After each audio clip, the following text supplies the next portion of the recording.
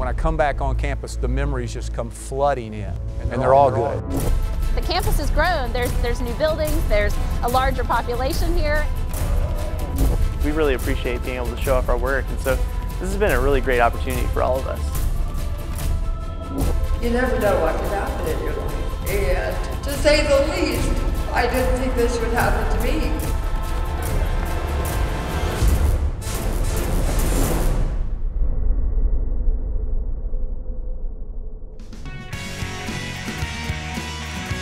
Hello again, everybody, and welcome to another edition of the Samford Chronicle. I'm your host, Brad Rodisi, and a 1999 Samford graduate. Well, fall is here on campus, and in recent days, the theme has been coming home. Well, nothing says coming home like homecoming. This year's extravagance was the 91st anniversary of Samford's first ever homecoming, and it may have been the biggest and best ever.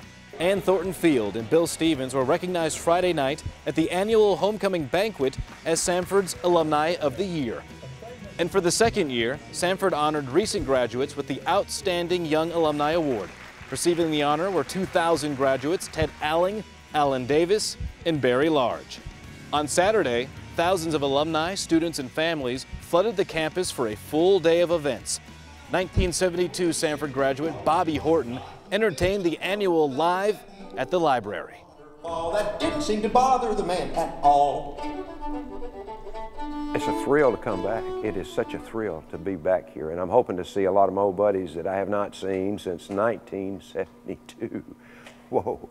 And but it's an honor to be here, and I owe Samford so much, and I have so many dear friends over here currently on the faculty, and I've tried to stay in touch with Samford, and I'm very, very proud of it. Singing row away row, oh the water's so blue, like a feather will float in my gumtree canoe. Singing row away row, oh the water's so blue, like a feather will float in my gumtree canoe. By mid-morning, the annual homecoming parade, led by Samford President Andy Westmoreland and his wife Gina, made its way through campus.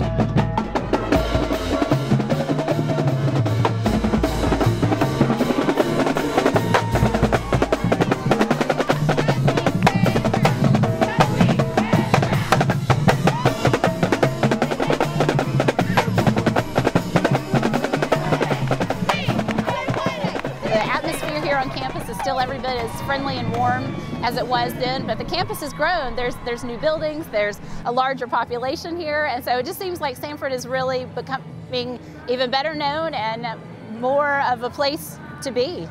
Following the parade, crowds gathered for pregame tailgating on the quad and then made their way to Seibert Stadium for the homecoming game against Southern Conference foe, Wofford College. At halftime, Samford seniors Kara Garman from Gadsden, Alabama, and David Saunders from Norcross, Georgia, were crowned homecoming queen and king.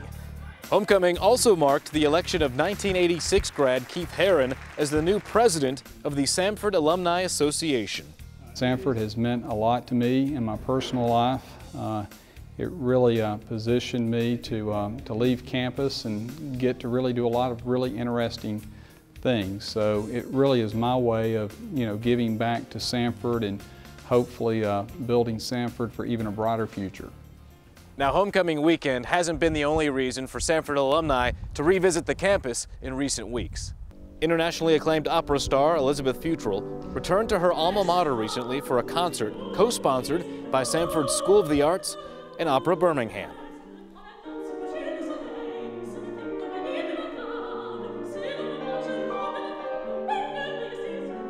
I really have just great memories from being here, from having been in school here, from the friendships that were forged while I was here, the great training that I received at the music school here, and the mentoring that I received from so many wonderful teachers. Another Samford graduate made an inspirational homecoming recently. 2004 grad Katherine Arnold Wolf spoke in convocation about her struggle to recover from a debilitating stroke not long after the birth of her son in 2008. You never know what can happen in your life. And to say the least, I didn't think this would happen to me. And we're going to share with you today just about the importance of recognizing that life is fragile and fleeting, and just how God can meet you wherever you are, whenever you're there. Now, it hasn't all been about homecoming this fall. Students in the graphic design program have had their work on display at the Samford Art Gallery. I feel like this show's just been great to just kind of show off your work and like show what you do on screen and all the concept and things that go with a poster or with like a website and just how much work goes into it. It's just really nice to be appreciated. And so us at the graphic design, in like the graphic design classes, we really appreciate being able to show off our work. And so this has been a really great opportunity for all of us. On the national level, Kiplinger's Personal Finance magazine recently named Samford one of the top 100 best values among private universities in the country. The selection was based on small class size, a high-achieving freshman class, high retention and graduation rates, and of course, affordability. Also, Bob Roller, Samford's athletics director, announced his resignation effective at the end of November. During Roller's 11-year tenure, Samford's athletics program has exploded with new facilities, new conferences, and national recognitions.